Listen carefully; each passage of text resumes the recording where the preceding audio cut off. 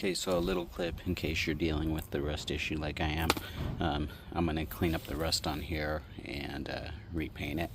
So the other side I already did, but one thing you got to look out for is the bubbles. If there's any bubbles in the paint, like it'll be, wherever. On the other side there was a lot, but there's one right, sorry, I can't see. Is that one right there? Yeah.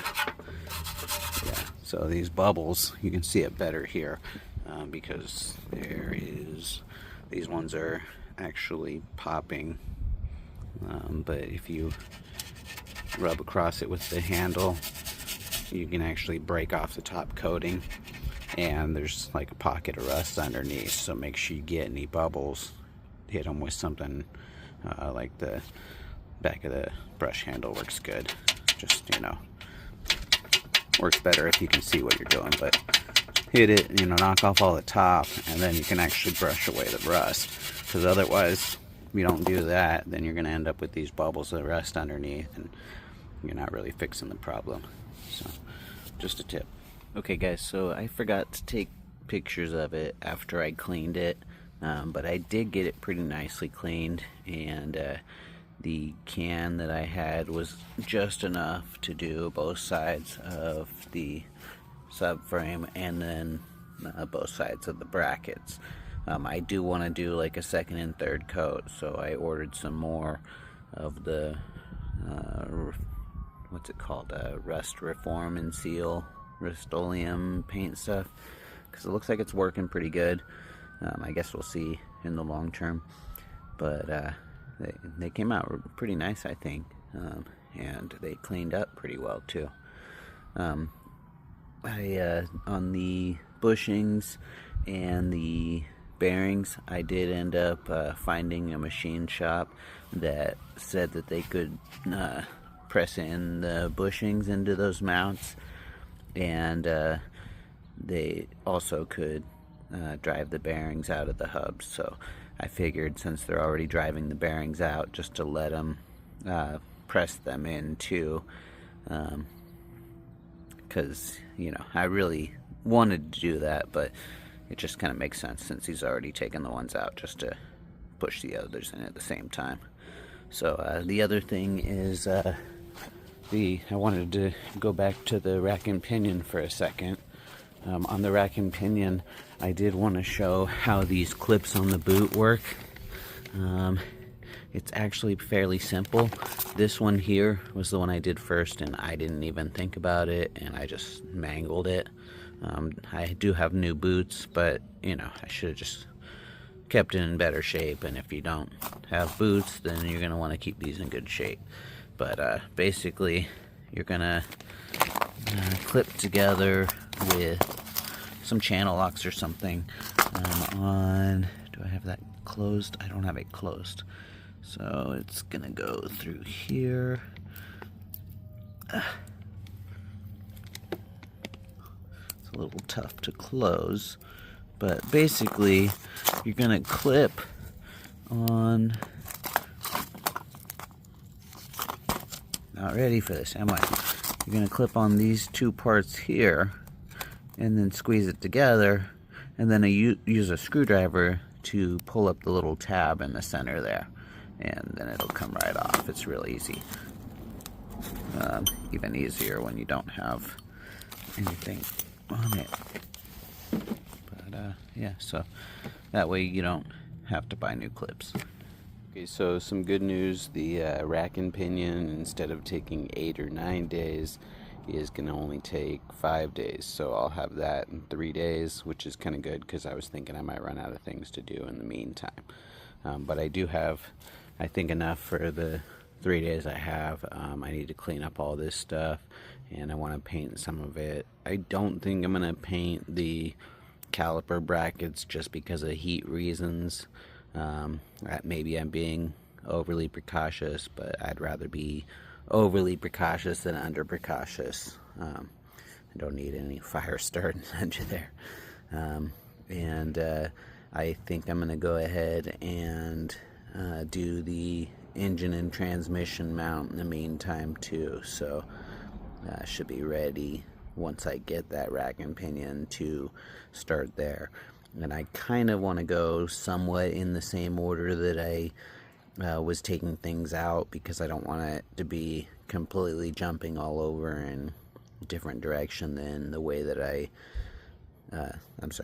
want to make sure that I'm not installing everything in a completely different order than I took it out. So hopefully that makes it a little less confusing.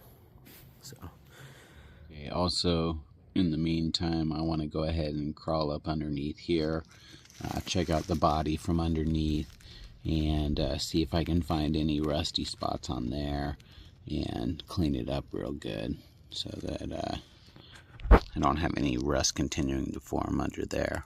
I'm sure there's some back there, probably especially in the back. So I'm going to get under there and make sure it's a little better than it is now.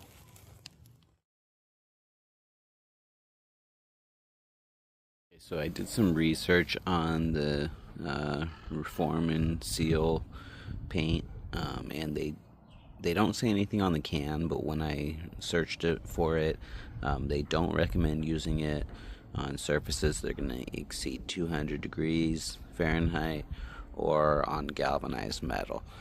Now the concern is not at catching fire, but that it will blister and peel or not adhere.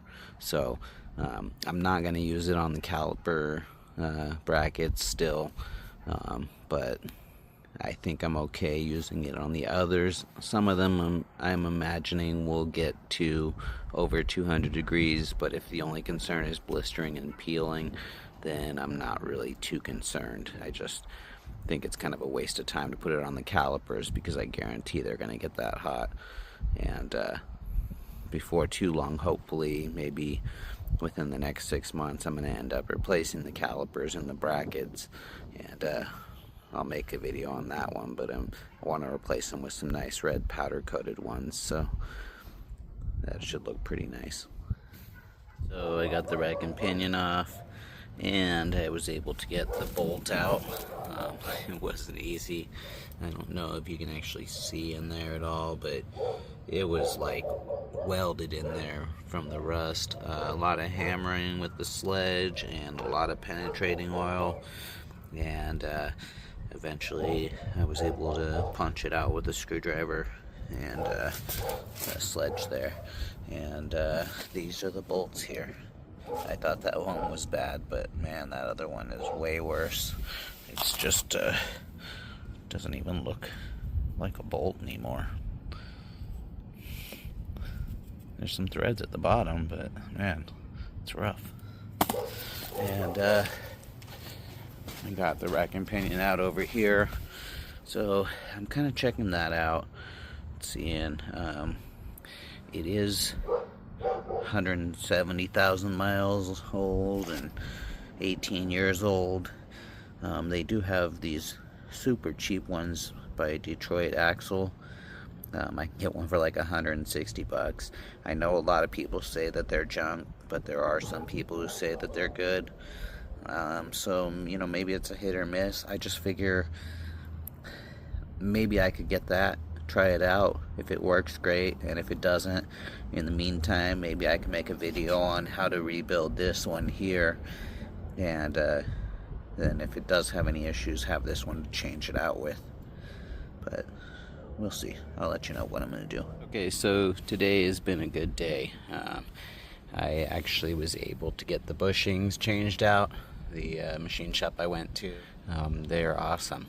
He was able to get those out. He said they were a pain, but he was able to get those out and get these in. And I pulled out the bearings, pushed the new bearings in. I forgot the snap ring, so he just bottomed them out, and then I had to do the snap rings, which I didn't realize were such a pain. Getting the one out, because it was rusted, I was just beating the heck out of it anyway. But on these, you can't grab it with the snap ring pliers. You can't even grab it with the needle nose unless you get lucky, I guess. But I wasn't able to.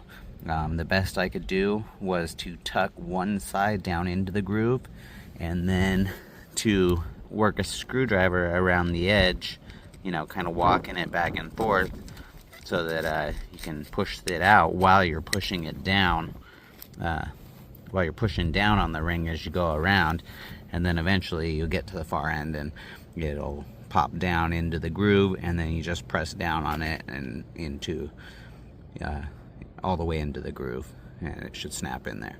So those look nice. My bushings look nice.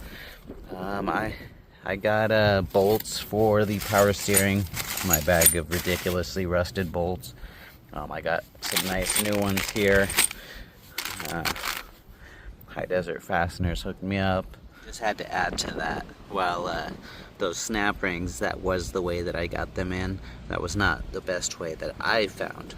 I could not find a way. So my buddy Brian, who's been helping me out through this, he had the idea and helped me get it in there. So got to give credit where credit's due.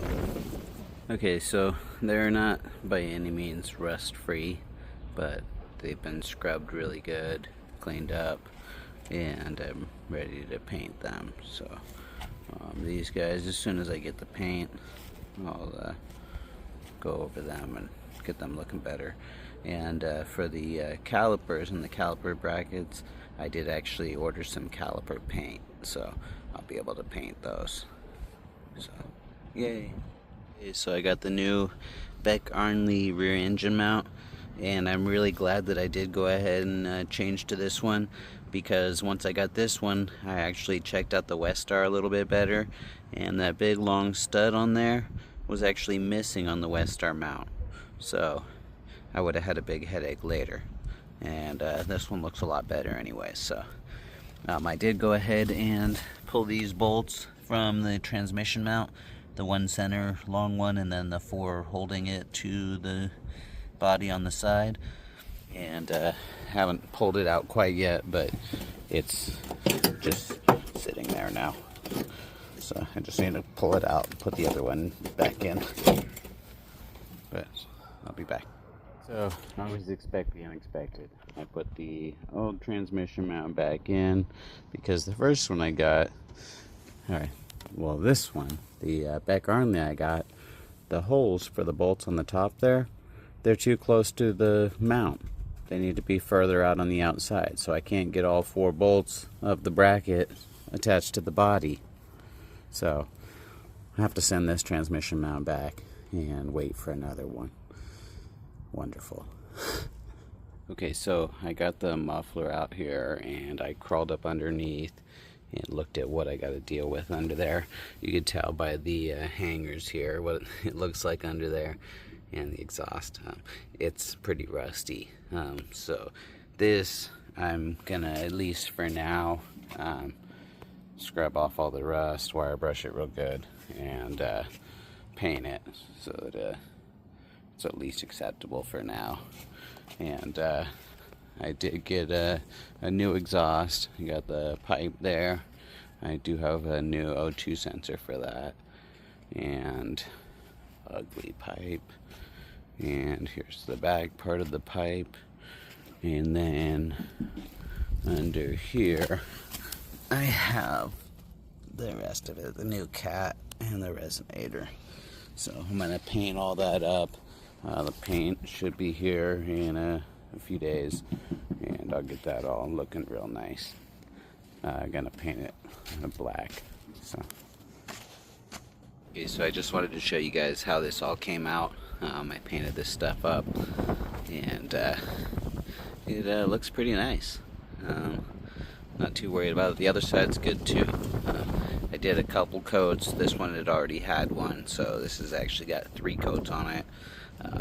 But I did, after the first coat, I had to wipe up some oil or some kind of fluid that actually seeped through from in those little welds there, and also around some of the bolt holes. So I wiped that up and then painted over it, and it looks like it's still holding, so that's good. I also, the rack and pinion is coming today. I tried to get the the inner tie rods off, but they are so tight. It looks like they use Loctite on them. So I'm thinking what I'm gonna have to do is I'm gonna have to re-bolt it to this subframe here, at least just a temporary bolting, and then break those free and then take it back off and then put the new one on. So that'll be fun. They are tight. Okay, so I did get the new rack and pinion. I'm not that impressed, but for the price, as long as it's not gonna leak or anything, it seems like it's good enough. The tie rods that were on it looked to be different. They were definitely in good shape, like they were new, but one of them had like wrench marks, and the metal was different between the two. But that might not be anything really that big of a deal. But they didn't replace the bushings, which I was really hoping that they did. So maybe I'll end up having to do that later, who knows. But the paint job, initially it looked great, but you know, I'm looking at it, there's a lot of spots they missed. And then even under here there was like some like fluff of some kind that was in the paint. The paint's flaking off in places too, and on the end over here there was like some channel lock marks where they obviously grabbed the tube. So you know, if it works, great, but it is a Toyota, same brand. It's just the remanufacturing process or rebuilding process, whatever they do. On this one up here, the old one, I had a real hard time getting the tie rods off. I wanted to get them off in one piece so that I could just line up the others the same, and then, you know, disconnect it and count the turns on that one so that I could install the inner, torque it, and then the outer. But I mean, if you need to, you could always take off the outer and then the inner. I mean, we ended up using an adjustable wrench on the inner there and having to hammer it, and having that on there, there was no way to get the wrench onto the shaft there. So, you know, I guess we just kind of risked damage to the rack and pinion in there. But, you know, you have to do what you have to do. It was extremely tight. But I didn't really want to mess with taking that apart there. I imagine it's rusted up inside there too, and rusted up in the end there. They're definitely worn. And, you know, I guess I'll see what this looks like when I end up taking it apart. But I got new boots and new inner tie rods and new outer tie rods, and I'm gonna get those ready, put those on here, and get this pretty well set up to go. So these are the parts that came with it. The inner tie rods, they do have different numbers on them, so apparently they are different. They do both feel new, and they were protected in the packaging. The boots, I thought maybe they were used because of the look of them. Looks kind of weathered, but it's really soft. It's just that they were careless and spray painted them, so they're a little painted. There was no washer on the inner tie rods to stake them down, so that's a little bit of a mistake, I guess. Should have been there. But the clamps over here, I don't know if they're still good. They were kind of hard to get off, so I'm not too worried about it because I did get new clamps for the other one, so I'll set that up. So just something I wanted to add, you can go ahead and disconnect this outer tie rod and then do the inner tie rod, which definitely, and if you have it in the car, is going to be the way to go. But if you do that, when you take off that outer, you're going to want to count the rotations that it takes to get it off, so that when you put the new one on, you can you know, rotate it the same number of turns so that you get it approximately the same distance there, so that your alignment's not way off. Okay, so I'm getting ready to paint my calipers here, and well, caliper brackets, and I just wanted to show my idea that I came up with to mask off the holes. I just cut up cotton balls and stuff them into there so I can paint around them and then just pull the cotton out and my threads are clean. So hopefully that helps somebody. Okay, first coat's looking good so far, but I wanted to share what I'm using.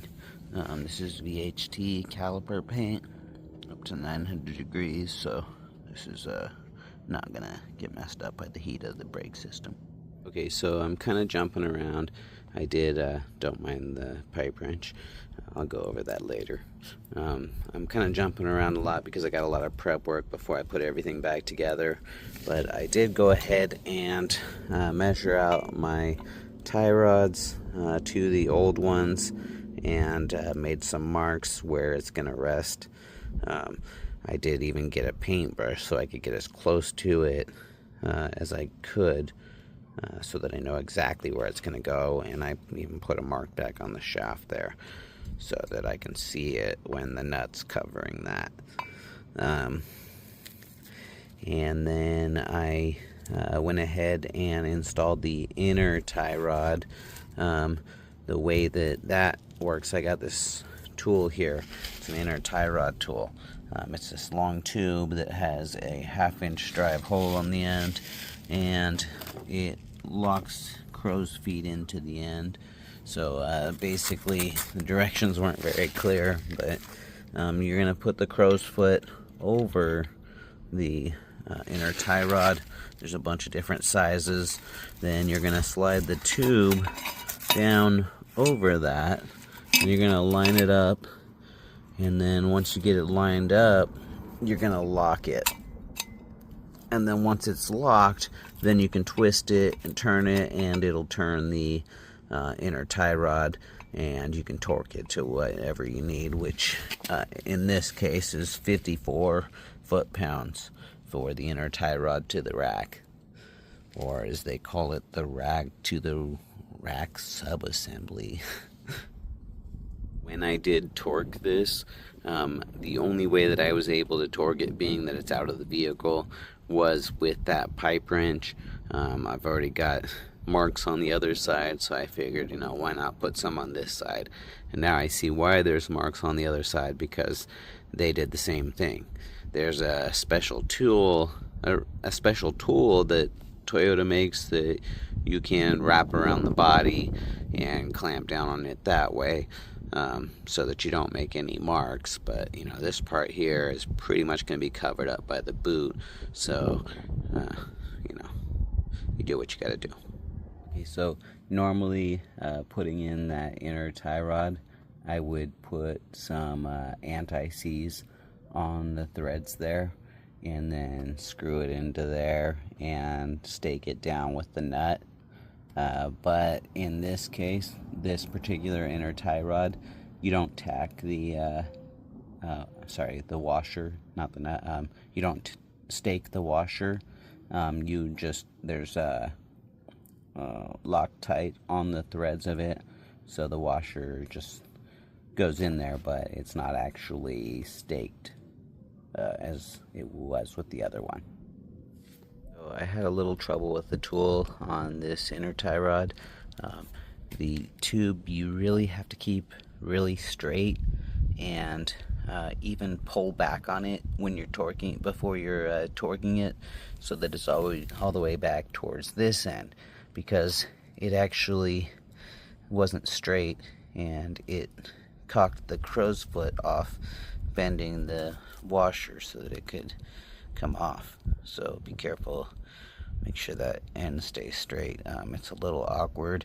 I ended up using the pipe wrench on the bushing here, which I didn't really want to do, but this part here, it unscrews, so don't crank on that part. Apparently they just use the pipe wrench to tighten that end back on. But I mean, you could go around the body, but that's the whole point in the tool, is the tool goes around the body without actually damaging the surface of it. So if you can get that tool, great. If not, then that was the best way I could find to hold it.